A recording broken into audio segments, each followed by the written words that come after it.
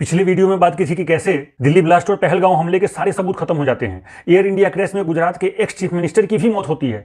पुलवामा में 200 kilo RDX से भरी गाड़ी हमारे जवानों को काफिले में घुसकर धमाका कर देती है। मगर इन सब घटनाओं पर सवाल पूछने के और जवाबदेही तय करने की जगह हम सब इनको एक आम घटना मान करके अपनी अपनी जिंदगी की भागदौड़ में लग जाते हैं। अब आगे सुनो। 2017 में एक सीएजी की रिपोर्ट आई थी कि भारत की सेना के पास हथियारों की भारी कमी है और जो हैं वो भी आउटडेटेड हो चुके हैं, जिसे जल्द से जल्द मॉडर्नाइज करने की जरूरत है।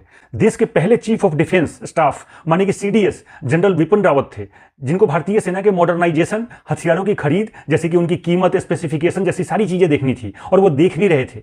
2021 में अचानक से उनका हेलीकॉप्टर क्रैश हो जाता है, जिसमें जनरल रावत अपनी पत्नी के साथ मारे जाते हैं।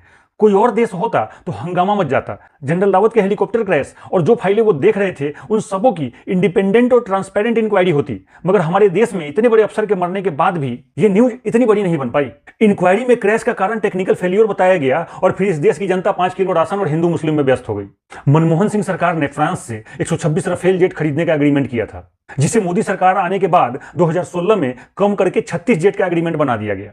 कीमत भी कई गुना बढ़ गई और एग्रीमेंट के और भी जरूरी टर्म्स भी बदल दिए गए। तब डिफेंस मिनिस्टर मनोहर पर्रिकर थे।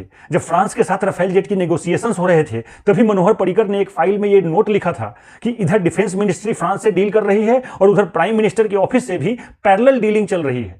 बाद में ऐसी मीडिया रिपोर्ट्स आई जैसे सारी डीलिंग सीधा पीएमओ से हो रहा था और मनोहर पर्रिकर साइडलाइन कर दिए गए थे।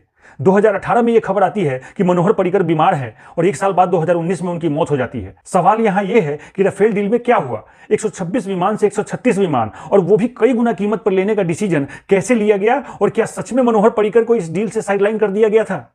मनोहर पर्रिकर ने डिफेंस मिनिस्टर की पोस्ट से इस्तीफा क्यों दिया? उनकी बीमारी के बारे में भी पब्लिक डोमेन में इंफॉर्मेशन का अभाव है। बिल्कुल इसी तरह अरुण जेटली और सुषमा स्वराज भी कुछ ही महीनों में बीमार पड़े और उनकी मौत हो गई।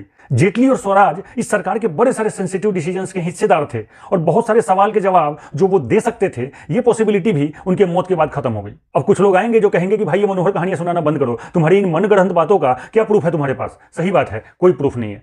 मगर तुम भी तो 12-14 साल से मनोहर कहानियां सुना रहे हो कि नेहरू जी और फिरोज गांधी मुस्लिम थे, ताशकंद में लाल बहादुर शास्त्री की हत्या हुई, इंदिरा गांधी ने अपने बेटे संजय गांधी को मरवा दिया, सोनिया गांधी बार डांसर थी, सोनिया गांधी को पता था कि राजीव गांधी को मारने वाले हैं, तभी वो उस दिन राजीव के साथ नहीं गई। इन सब मनोहर कहानियों का तुम्हारे पास क्या प्रूफ है? तुम्हारी बातों में तो कोई लॉजिक भी नहीं। कम से कम मैं लॉजिक तो दे रहा हूं। इतने साल से तुम मनगढ़ंत बातें कर रहे हो तो ठीक, और जब हम ट्रांसपेरेंसी और मिसिंग इंफॉर्मेशन को लेकर के सवाल पूछे तो तुम्हें दिक्कत क्यों भाई?